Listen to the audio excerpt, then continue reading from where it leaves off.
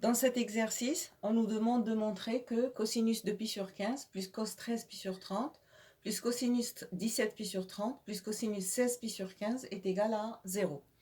Alors, pi sur 15 n'est pas une valeur remarquable. Donc, on va conserver cosinus pi sur 15 et essayer de modifier l'écriture de cosinus 13 pi sur 30. Alors, 13 pi sur 30, on regarde le dénominateur, c'est 30, et on essaye d'écrire 13 pi en fonction de 30. Donc 13 pi, c'est le résultat de 30 pi moins 17 pi.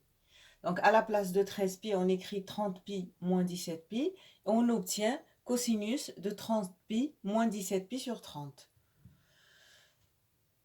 Ça, c'est égal à cosinus de, et 30 pi sur 30 en simplifiant, ça fait pi, moins 17 pi sur 30. Ceci est de la forme cosinus pi moins x. Dans les propriétés des angles associés, cosinus de pi moins x, c'est égal à moins cosinus de x. Ici, x, c'est 17 pi sur 30.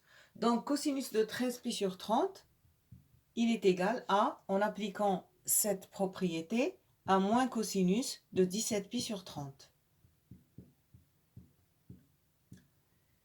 Et on voit bien ici, j'ai déjà cos de 13 pi sur 30 qui est égal à moins cosinus de 17 pi sur 30. Donc plus cosinus de 17 pi sur 30, ça va s'annuler. Donc je laisse cosinus de 17 pi sur 30 et j'essaye de modifier l'écriture de cosinus 16 pi sur 15.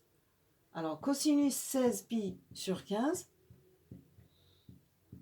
en utilisant le dénominateur qui est 15, ça peut s'écrire cosinus de, et 16 pi, je peux l'écrire 15 pi plus pi.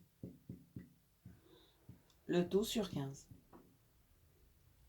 Donc ceci est égal à, après simplification 15 pi sur 15, ça fait pi. Donc je vais obtenir cosinus de pi plus pi sur 15.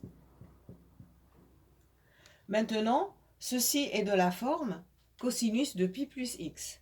Or, dans les propriétés des angles associés, cosinus de pi plus x, c'est égal à moins cosinus de x. Donc cosinus de 16 pi sur 15, il est égal à moins cosinus de pi sur 15. X ici, c'est pi sur 15. Donc la dernière étape qui reste, c'est de remplacer. Donc cosinus pi sur 15, on l'avait gardé. Plus cosinus 13 pi sur 30, on le remplace par moins cosinus de 17 pi sur 30.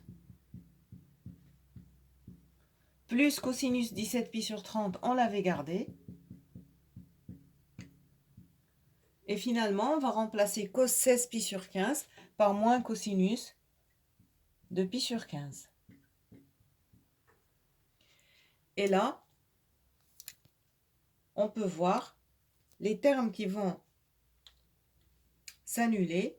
Donc j'ai cos pi sur 15 moins cos pi sur 15 et moins 17 pi sur 30 plus cos 17 pi sur 30. Et le résultat vaut bien 0.